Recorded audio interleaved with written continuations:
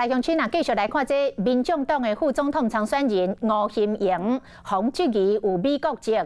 吴欣盈昨第一届帮民众党的参选人徛台，面对国籍的问题，伊讲这是伊甲美国政府之间的代志。随后则佫补充讲，伫几啊年前就已经放弃掉美国的国籍。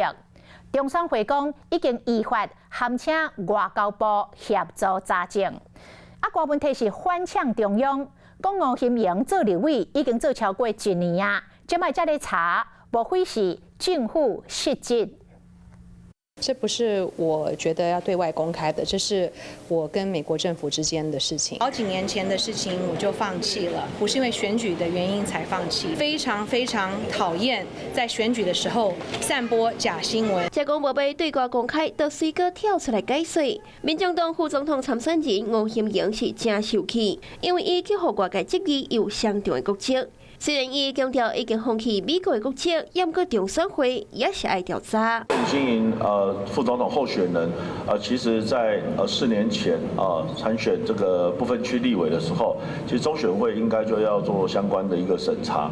当来拢甲收听，也毋过其实立委就这个时阵会针对敢有外国籍签名切结，立法院信任无问题，就袂个对踪甲查证，也毋过就惊李庆安的事件会搁再重演。说我是诈欺犯。15年前，李庆安以国民党立委的身份当选，也毋过迄个时阵，司法发现伊当时也有美国的国籍，去互注销立委当选的资格。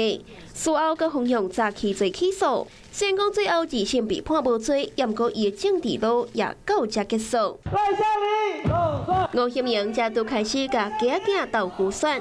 那向中国籍的身份互质疑，好问到参选敢有和厝连人讨论的时，火气嘛真旺。有跟家人讨论过要台湾复选？那你当记者问你爸妈？对啊。大概几岁啦？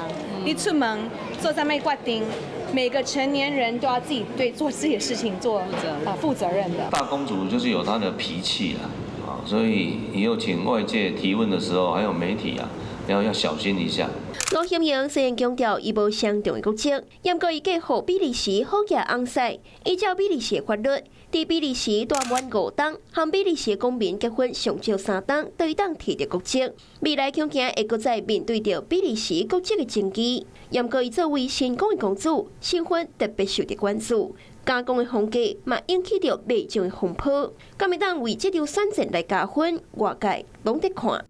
Hello， 我是庄慧琪。想要抢先掌握最及时的新闻资讯吗？赶快订阅、按赞、开启小铃铛，锁定华视新闻 YouTube 频道。